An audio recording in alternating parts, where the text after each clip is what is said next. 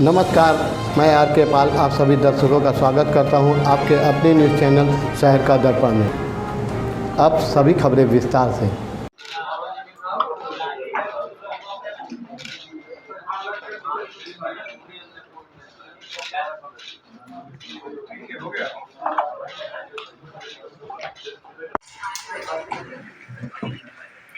Okay, सो पहले तो मैं आप सबका स्वागत कुमार तिवारी, जो कि एक जाने माने निर्माता हैं और आप सभी ने उनके शोज देखे होंगे जिसमें कि महाकाली और कर्मफल शनि, आप सभी को उसके बारे में पता होगा। उनको यूजुअली हम किंग ऑफ माइथोलॉजी कहते हैं। राज, खाकी 2 में आपने उनको देखा होगा और आज वो हमारे शिव शक्ति के सीरियल में राजा अच्छा रहा है and we welcome both of you today for the press conference. And मेरी आप सबसे रिक्वेस्ट है कि आप 19 जून से रोज 8 बजे शिव शक्ति तप त्याग तांडव को स्टार्ट करें। एक छोटा सा ग्लिम्स है आप सबके लिए, सो हियर इज इट।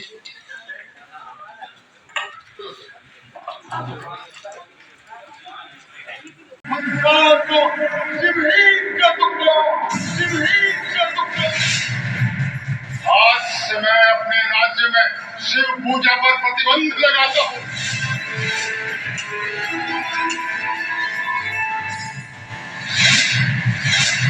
अशांत क्यों है शिव? इसलिए कि रुद्र शिव का क्रोध तो सबने देखा। शक्ति,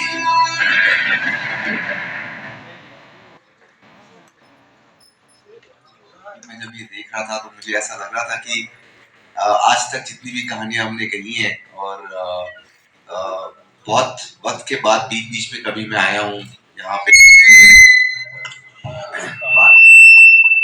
बहुत कभी ऐसा मुझे मौका नहीं मिला कि मैं ऐसे ऐसे प्रीव्यू टाइप प्रोमो दिखाकर आप लोगों के सामने बैठूं और बात करूं, बिकॉज कहीं ना कहीं हम ये जो कहानी है वो हमारे यहाँ से लखनऊ से अपने यूपी से कितनी जुड़ी हुई है वो हम सबको मालूम है। तो कहीं ना कहीं बहुत अच्छा लग रहा है। मैं तो वेट करूंगा आप लोगों के रिएक्शंस का कि आपको कैसा लगा। जहाँ तक स्वास्थ्य प्रोडक्शंस और मेरी बात है, हमने 2013 से महाभारत से अपनी जर्नी स्टार्ट की और हम लोगों ने महाभारत के बाद बहुत सारी ऐसी कहानियां कही जिसे मुझे लगता है कि वो हमारी संस्कृति है, हमारा कल्चर है और हमारी हर जनरेशन को, हमारी अपकमिंग जनरेशन को इन कहानियों को हमेशा देखना चाहिए, क्योंकि जो सीख हमें कहानियों के थ्रू मिलती है वो सीख और किसी भी चीज़ में नहीं है। तो 2013 के बाद से लगभग जितने भी मौके मुझे मिले हैं मैं हमेशा कोशिश करता हूँ कि और चीज़ों को समझूं, बिकॉज हमारा कल्चर इतना डीप है और हमारी रूट्स इतने स्ट्रॉन्ग हैं कि हमारे पास कहानियों की कमी बिल्कुल ही नहीं है। तो कहीं ना कहीं शिव शक्ति के साथ में ये हमारा एक और मौका है कि हम ये एक कहानी जो इतने बड़े स्तर पे हमारे पुराणों में लिखी हुई है, उस कहानी को हम किस तरीके से आज की ऑडियंसेस के लिए पेश करें और वो कहानी के भावार्थ को, which is the subtext of a story, उसको कितने अच्छे से हम कैसे लोगों तक ले जा पाए। तो ये वो कहानी हमारी पेशकश है। विदेशी कहानियां कहने की जरूरत नहीं, हमारे यहाँ खुद की हमारी लोकल स्टोरीज पे इतना पावर है कि हम पूरे अपने जनरेशन, अपनी पूरी देश को इंस्पायर कर सकते हैं। तो मुझे तो बहुत अच्छा लगता है कि मुझे ऐसा मौका मिलता है। मैं जब ये पढ़ाई करता हूँ, पढ़ने की कोशिश करता हूँ, समझने की कोशिश करता हूँ, क्योंकि सबसे इम्पोर्टेंट ये है कि कहानियों को giving me an opportunity to work with such a wonderful production. और मैं भी यूपी का ही रहने वाला हूँ, तो बड़ा अच्छा लगता है कि अपने प्रदेश की राजधानी में आने का मौका एक बार फिर मिल रहा है काफी लंबे अंतराल के बाद। मेरी तो पढ़ाई भी यहीं बाजू में इलाहाबाद विश्वविद्यालय में हुई है, तो जब भी यहाँ आते हैं तो बहुत बढ़िया लगता है, होम कमिंग ऑफ सॉर्ट्स रहती है। और तो इस जहाँ coming back to Shiv Shakti, जी हाँ, मैं शुक्रगुजार हूँ कि मुझे इतने बढ़िया प्रोग्राम में एक काम करने का मौका मिला है। सिद्धार्थ कुमार तिवारी जी, मैं कहूँगा जो मैं पहली बार ही काम कर रहा हूँ, लेकिन इनका काम मैं देखता रहा हूँ पहले स्वास्थ्य प्रोडक्शंस का, तो मैं कहूँगा ये हमारी इंडस्ट्री के कोलंबस हैं। कोलंबस में एक जो sense of adventure, sense of discovery, एक दुनिया से पंगा लेने की हिम्मत थी कि चलो लेट्स एक्सप्लोर न्यू वर्ल्ड्स, तो वो एलिमेंट्स मुझे सिद्धार्थ जी में नजर आते हैं। क्योंकि जो जहाँ सब लोग सेफ प्ले कर रहे हैं, जहाँ सब लोग उसी ड्रग्स माफिया कार्टेल बैंक चोरी जो विदेश के सीरियल्स हैं उन्हीं की हम घटिया कॉपी बना रहे हैं, गालियों से सजी हुई, और फिर सेलिब्रेट करते हैं अवार्ड्स दे के एक दूसरे को कि हमने क्या बनाया।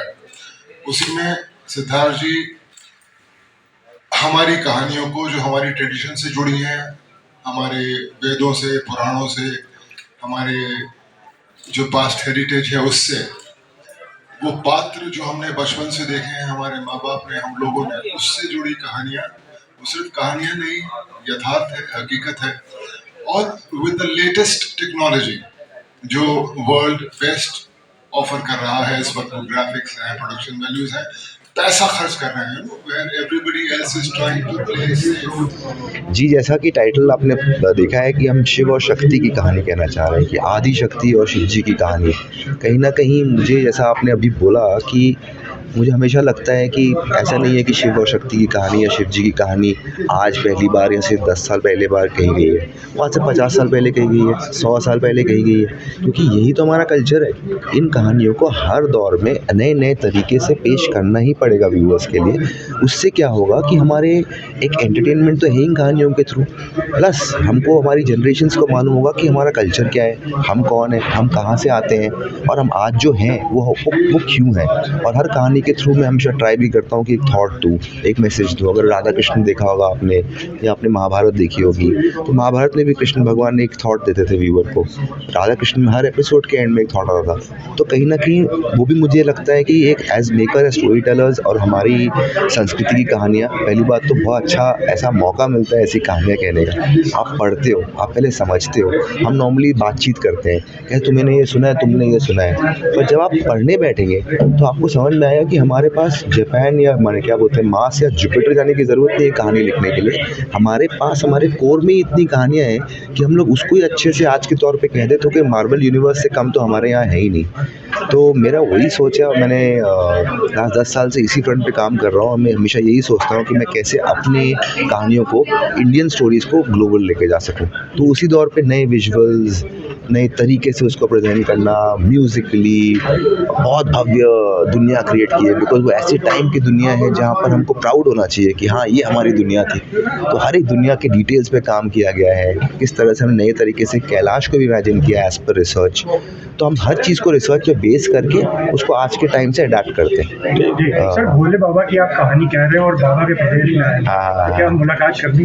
देखिए, मुझे लगता है मुलाकात करने की कोशिश तो मैं ज़रूर करूँगा। आई होप शिव जी हमसे मिले क्योंकि आप चाहेंगे तो आप बाबा से नहीं मिल सकते, जो बाबा चाहेंगे वही आपसे मिलेंगे। तो कहीं ना कहीं वो रिक्वेस्ट तो होगी, हम तो डेफिनेटली करेंगे।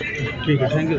नहीं, इमेज तो भाई मैं कई वर्षों से, हालांकि ज़्यादातर रोल विलेन के किए हैं, नेगेटिव रोल्स किए हैं, लेकिन सभी तरह के किए हैं, पॉजिटिव भी किए हैं, कॉमेडी भी की है, सभी कोशिश की है कि अलग अलग तरह के किरदार करता रहूं। और मुझे लगता है उसी कोशिश का ये हिस्सा है कि ये भी एक अलग तरह का किरदार है, क्योंकि अपने आप में देखें तो बहुत ईमानदार है ना, ब्रह्मदेव का पुत्र है, तो संस्कार अच्छे मिले हैं। साथ में कौन है, इंद्रदेव भी हैं दरबार में, इनके चंद्रदेव भी हैं, समस्त देवता हैं, असुर भी हैं।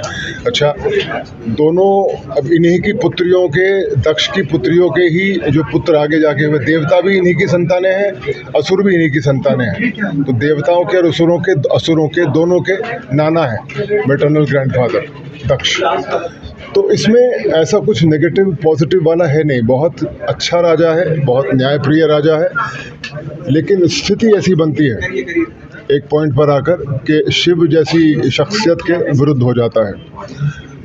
और मुझे कई बार लगता है कि हालांकि हम बात कर रहे हैं एक राजा की, और देवता हैं, असुर हैं, शिव भगवान हैं, ब्रह्मदेव हैं, लेकिन सिचुएशन अगर देखें तो एक आज की तारीख में मिडिल क्लास आदमी सेम सिचुएशन में यही करेगा शायद। वो भले ही ट्रेन में सफ़र करता है, बस में सफ़र करता है, बैंक में नौकरी करता है, सड़क पर माल ढोता है, पिता है, बेटा है, लेकिन जब उसके पिता की बेइज्जती होती है तो वो शायद ऐसे ही रिएक्ट करेगा।